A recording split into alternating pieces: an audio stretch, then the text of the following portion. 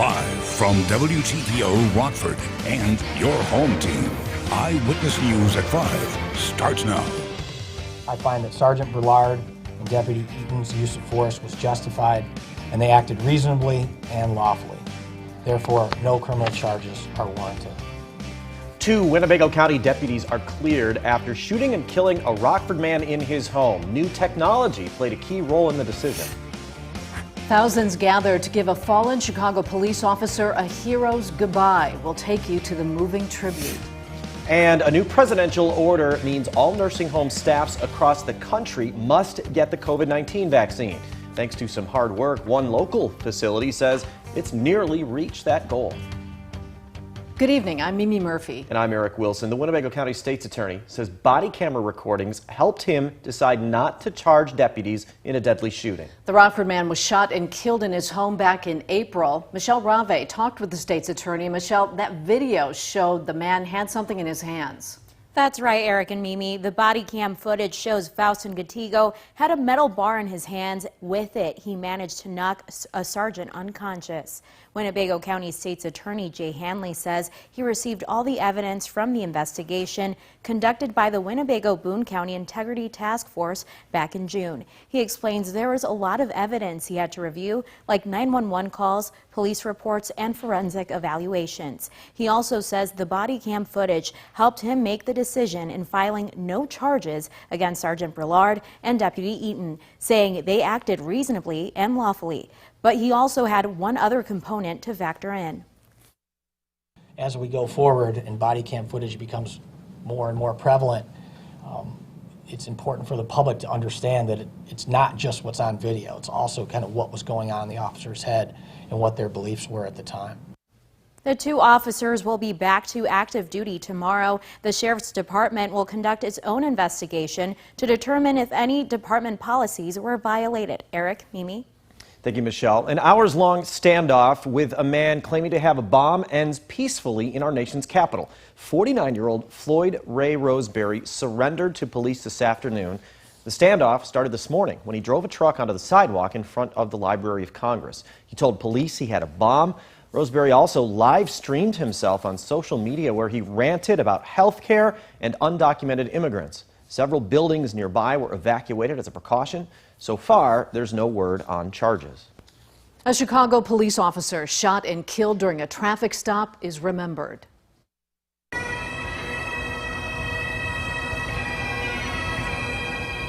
Family, friends, and fellow officers said their final goodbyes to fallen officer Ella French. A funeral mass was held at St. Rita Cassica Shrine Chapel. Hundreds of officers in their dress uniforms formed outside as well. Officer French was killed August 7th. She leaves behind a mother and brother. Please know that adopting you was one of the best things I ever did in my life. I love you with all my heart, Mom. Ella, you're a great police officer, friend, and partner. Thank you for all the great memories. I miss you. Officer French's partner, Officer Carlos Yanez Jr., was also critically injured in the shooting. He's still in the hospital. The 2 suspects charged in the fatal shooting are being held without bond. While the COVID vaccine booster shot is expected to roll out next month, one local health department's holding a clinic tomorrow. Lee County will have doses of Moderna for those who have moderate to severely compromised immune systems. That includes people like inpatients going through cancer treatment, organ or stem cell transplant, or who are on medication to suppress the immune system. The clinic is at the Lee County Health Department. You can walk in or make an appointment. Ogle County asks people to call the health department there to schedule a booster shot in either Rochelle or Oregon. And Winnebago County's health department tells us it will soon offer the booster. If you got your first shots somewhere besides the health department, you'll need to register for this one. Otherwise, you'll be sent a link to schedule that 3rd dose. The number of COVID-19 cases continues to climb in our area. Region 1's positivity rate is up slightly to 6.7%. Ogle County saw the biggest jump with 70 new cases in the last week. In all, 74 people are in the hospital because of COVID. Just 16% of ICU beds are available in the region. President Joe Biden tells nursing home staff to get vaccinated or lose funding. That's because vaccination rates in many facilities are low, including some here in the state line. But Rachel Perry spoke to administrators at one nursing home. Rachel, they say they're ahead of the curve. That's right, Mimi and Eric. Officials tell me nearly 80% of their staff and 99% of their residents are vaccinated. But they say it hasn't been easy. For all nursing homes, federal funding is a critical component of survival. That funding could be at risk. If you work in a nursing home and serve people on Medicare or Medicaid, you will also be required to get vaccinated. On Wednesday, President Biden announced nursing homes that don't comply could lose federal funding. Vaccination rates among nursing home staff significantly trail the rest of the country.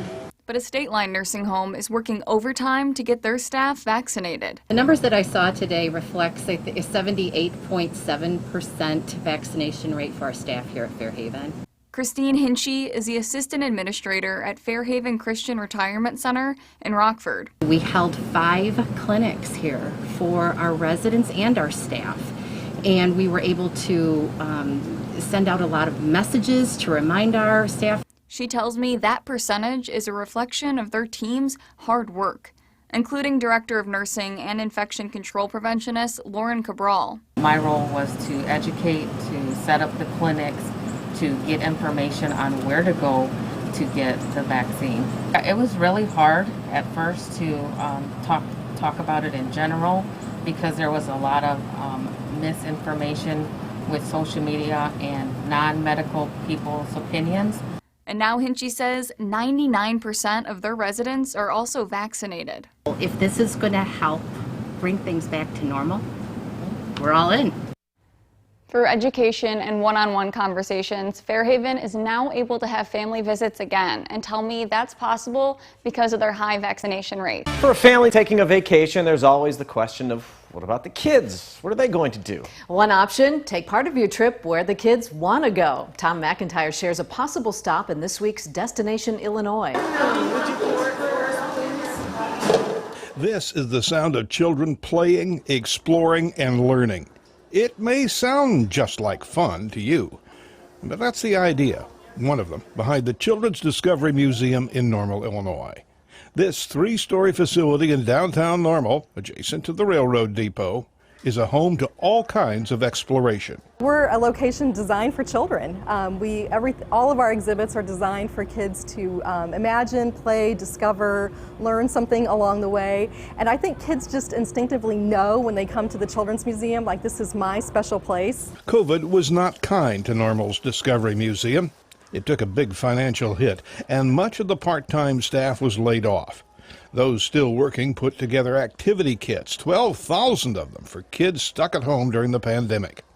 Hours now have been shortened, and because the majority of the museum's clients are under 12, masks are required here. There are some 600 children's discovery museums around the country. Admission to one may give you access to others. Each has a regional specialty, for example, agriculture in Normal. And those other museums include places like Peoria, Decatur, Galesburg, and Chicago. One of the important facts behind these children's museums is they just let children be children for a while. And sometimes they allow the adults to be children for a while too. We want our adults to play with the kids while they're here. All of our exhibits are designed to tolerate adults. Actually, we encourage that, but also we want families to make lifelong memories here. Playing in Normal, for Destination Illinois, I'm Tom McIntyre. For a list of locations of children's museums around Illinois, including our very own Discovery Center Museum in Rockford, you can just head down to North Main Street.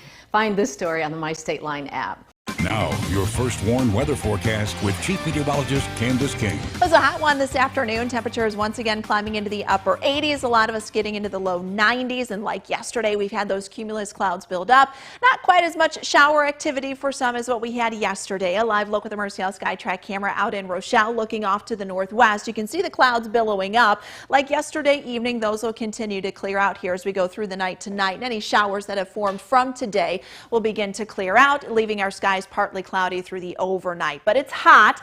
It's not extremely hot, but it's uncomfortable as the dew point temperature has made it back into the 60s, pushing the heat index into the low to mid 90s. 89 our temperature in Rockford, 91. DeKalb, you are not at 46. You have cooled off because you had some showers come through, but I think that one is a little too far off. Most likely sitting in the mid and upper 80s in DeKalb, 88 degrees in Dixon, Freeport, and 86 our temperature in Monroe. Our weather watcher numbers here this evening: 88 for Ken and Belvedere. Ben in South Beloit checking in with 90 degrees. Same temperature for Mike just north of Foreston. And Bob, our weather watcher here on the southeast end of Rockford. No rain today, and any rainfall activity for this evening is going to stay fairly isolated. We had some showers form along a lake breeze out towards Chicago. Those showers up in southern Wisconsin, southeast Wisconsin, actually produced an outflow boundary. You can see that outflow boundary clearing here west of Janesville, moving through Beloit and South Beloit. So you might notice the wind picking up just a little,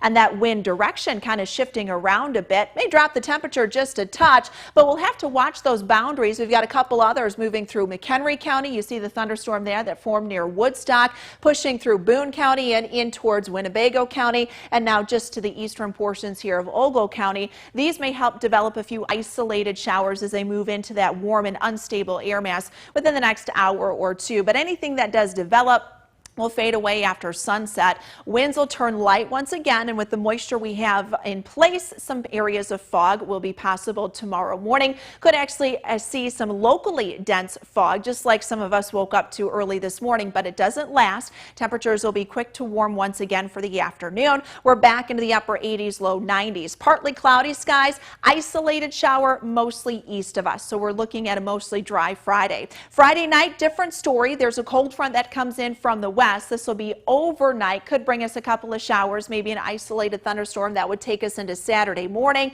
and then that front pushes off to the east Saturday afternoon, and we see more thunderstorm activity out towards Chicago and then moving in towards Indiana as high pressure builds in. Good news, once that cold front passes, it brings a brief relief from some of that higher humidity for Sunday, but that does return Sunday night, Monday, and Tuesday of next week. So any storm activity for the day on Friday going to be confined mostly to the west, where we could have some stronger thunderstorms from Iowa up through Minnesota. That cold front comes in Friday night and will pass us to our east Saturday. The front then stalls a little bit to the south of us on Sunday, but a big ridge of high pressure building back up to the north will kind of push that boundary very close to us Monday and Tuesday of next week. So with this heat dome building to the south, it's possible we see our temperatures again back into the low 90s Monday and Tuesday, depending on where that boundary kind of sets up. But that does put us in a little bit more of a favored active pattern with thunderstorms that could be rolling through, specifically on Tuesday and then into Wednesday. So that would be something we would have to watch into next week. 68 degrees, that's where we head for the overnight tonight. Again, watch for some locally dense fog tomorrow morning. Back up near 91 for tomorrow afternoon, another hot and humid one. So if you're going out to City Market tomorrow, or you've got some scrimmage games, it'll be a hot one. 89 on Saturday, 86 on Sunday, our cooler day into the weekend, low 90s potentially, guys, into next week. Now, the Napleton Sports Desk with Sports Director Scott Lever. It's hard to be critical of the White Sox this season, the way they have produced. The one knock against them coming into this week was that the record against elite teams wasn't that good. They had a chance to tone that talk down today by finishing off a 4-game sweep of the A's. The A's have some mashers in their lineup. Matt Chapman here is one of them. He's going to go deep in the 6th inning off Dylan Cease. Chapman's 8th home run since the All-Star break. The game is tied up at 3. Matt Olson also has plenty of power. He shows it with his 7th inning bomb. His 31st of the year put the A's up 5-3. Sox down to their final out in the 9th. Jose Abreu hits a routine fly ball. Maybe not so routine. Elvis Andrus and Starling Marte collide, and the Sox got a run, cutting it to 1. That brought up Eloy Jimenez with a chance to tie or win the game. He hits it hard, but right at the center fielder. So the Sox do not get the sweep. They lost 5-4. Cubs have the day off. They're going to host the Royals tomorrow night. And the Bears will amp things up a little more Saturday for their second preseason game against the Bills. The starters will see more action, Roquan Smith included. Smith likes how Sean Desai is running the Bears defense. I like it, man. I think it's a lot of guys flying around running to the ball, and when you get guys running around to the ball, good things tend to happen. So it's a good feeling. The big news in Green Bay is the Packers' new throwback uniforms. They were revealed today. They're classic 1950s style, all Kelly green with gold numbers and stripes. The Packers will wear them in Week 7 when they play the Washington football team at Lambeau. The Jaguars have released their depth chart for their second preseason game. James Robinson and veteran Carlos Hyde are rated co-number 1 at running back. And we have more high school football previews coming your way this evening. Coming up at 6 on our two-a-days, it's Rockford Lutheran. And at 9 and 10, it's the Harlem Huskies. That's sports. We'll be right back. Candace will have a final look at the weather in just a moment. First, here's a preview of what you can see on News Nation. Tonight on the Donlin Report, schools looking for ways to get around mask bans, the creative approach they're taking. And former President Trump's COVID testing czar weighs in. Now, here's Leland Vittert with a preview of tonight's On Balance. Thanks, Joe. Evacuations in Afghanistan continue, but the U.S. military is staying inside the airport in Kabul while British and French forces are heading into the city on gun runs to rescue their citizens. Why aren't our troops doing the same to rescue Americans? That's coming up on Balance tonight, followed by News Nation Prime. You can catch News Nation on cable and satellite stations you see here. You can also head to newsnation.com. And it was another hot and really humid day out there. I can't say I was a fan of today. No, it was sticky as soon as you walked out the door. And now it's really odd. We were just talking about this in the break, but your radar is showing just random showers, almost like yesterday when we were at the fair in just random spots. Now there's at least one storm showing up just north of the airport, roughly, right? Yep, south of Rockford, kind of between Rockford and New Milford there. And those are forming along an outflow boundary. Kind of talked a little bit about that, those outflow boundaries running into that unstable warm air mass. And so you get these showers that kind of build up from that. So that's kind of what we're seeing here just south of Rockford. And you've got a couple other blips too popping up. Wouldn't be surprised if we see that continue for the next hour or two. You can always follow it with the First Warn interactive radar brought to us by Rockford Auto Glass and more. It'll stay muggy tonight once the showers move out here. After sunset, that chance for really any rainfall does continue to dwindle. We're in the upper 60s, some locally dense fog tomorrow, 91 for tomorrow afternoon. A lot of 90s up there. Thanks, Candace. Thank you for spending some of your time with us. Stay safe.